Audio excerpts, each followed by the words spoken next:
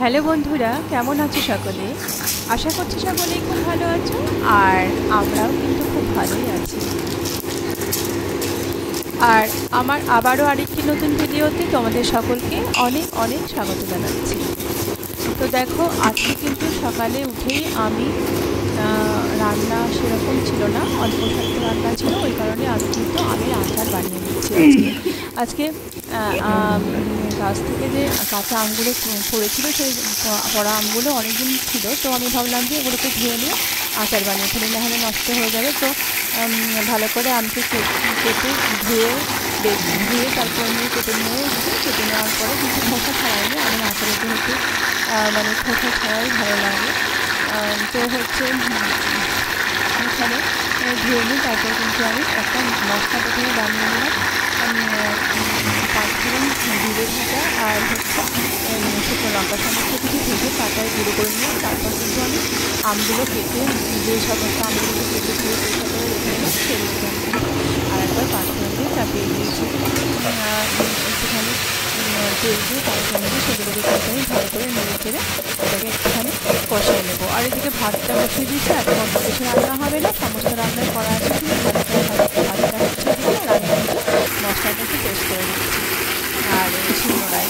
তো দেখো, আমটা বেশ মাখা মাখা হয়ে এসছে। লবণ হলুদ পরিমাণ মতো দিয়ে দিয়েছি, একটু সামান্য চিনি দিয়েছি, যেহেতু আমি গুড় দেবো সেখানে বেশি চিনি দিইনি। গুড়ের আচার আর গুড়টাকে দিয়ে দেবো, গুড়ের আচার বানাবো। আর হচ্ছে আমি পরিমাণ মতো লবণ কিন্তু দিয়েছি, আর দিয়েছি পরিমাণ মতো হলুদ। তারপর কিন্তু এখানে যে ভাজা মশলাটা ছিল সেটা কিন্তু আমি গুঁড়ো করে নিলাম, আর তারপর কিন্তু আমি এখানে গুড়টা দিয়ে দেবো। এবারে দেখো, ভাজা মশলাটা কিন্তু আমার রেডি হয়ে গেল। এই সমস্ত ভাজা মশলা কিন্তু অনেক সময় চচ্চড়ি বা পাঁচ তরকারি দিলেও খুব ভালো লাগে। সমস্ত রকম সবজিকে কেটে নিয়ে আলু, পটল, ডাঁটা বলো বা গাজর, সজনে ডাঁটা, মিষ্টি কুমড়ো, সমস্ত কিছু 5 ফোড়ন দিয়ে দিলে তারপর কিন্তু ভালো করে কষিয়ে নিয়ে কিছুক্ষণ সিদ্ধ হতে দিয়ে তারপর কিন্তু নামানোর সময় এই মশলাটা দিতে বেশ ভালোই লাগে আমার।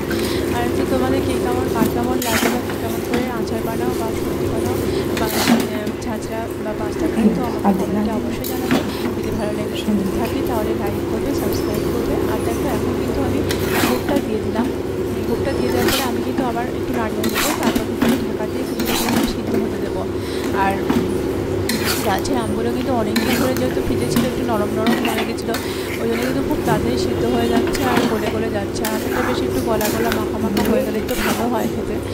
তো সেরকমভাবেই বানাচ্ছি, জানি না কেমন হবে, আশা করছি খুব ভালো হবে, দেখতে তো ভালোই লাগছে। তো দেখা যাক। তো দেখো, গুড়টা দিয়ে দেওয়ার পরে ফুটতে শুরু করছে। তো দেখো, কাঁচা লঙ্কা দেওয়া হয়নি, তো কাঁচা লঙ্কা চিড়ে কয়েকটা কাঁচা লঙ্কা দিয়ে দিলাম। আর যে মশলাটা বানিয়েছি সেই মশলাতে শুকনো লঙ্কা তো আছেই, 3-4টে মতো শুকনো লঙ্কাগুলো প্রচণ্ড পরিমাণে ঝাল, আর এই কাঁচা লঙ্কাগুলো অনেকদিন রান্না হয়েছে, তো লঙ্কাগুলো কিন্তু বেশ ঝাল। তো বেশ আচারটা বেশ ঝাল, মিষ্টি আর লঙ্কা না হলে ভালো লাগে না। তো মিষ্টি যেহেতু আমি বেশি করে মিষ্টি না হলে ভালো লাগবে না, সেটা আমি বেশি করে একটু ঝাল আমার যে জানি না কোনো তরকারিতে বলো বা কোনো ঝোলে বলো বা কোনো আচারে বলো, একটু ঝাল হলে তবে কিন্তু খেতে আমার ভালো লাগে। এখানে ফুটে সিদ্ধ হয়ে গেছে, ভাজা মশলা দিয়ে দেওয়ার পরে কিন্তু আমি আরেকবার বানিয়ে নিচ্ছি। বেশ ভাতটা করে কিন্তু বানিয়ে নিলাম। আর দেখো, বেশ সিদ্ধটা হয়ে গেছে, আর ছোটো ছোটো আছে, বেশ লোভনীয় লাগছে। দেখো, এই আচারটা আমি কিন্তু এখানে তুলে নেবো। আর দেখো, বাইরে পাশে বাড়িতে কাজ হচ্ছে। তো দেখো, আচারটা কিন্তু এখানে ঢেলে নিচ্ছি। তাহলে বন্ধুরা, কেমন লাগলো ভিডিওটি? যদি ভালো লেগে থাকে লাইক সাবস্ক্রাইব করো, আর দেখা হচ্ছে আবার একটা নতুন ভিডিওর সাথে। ততক্ষণ পর্যন্ত অনেক অনেক ভালো থাকো।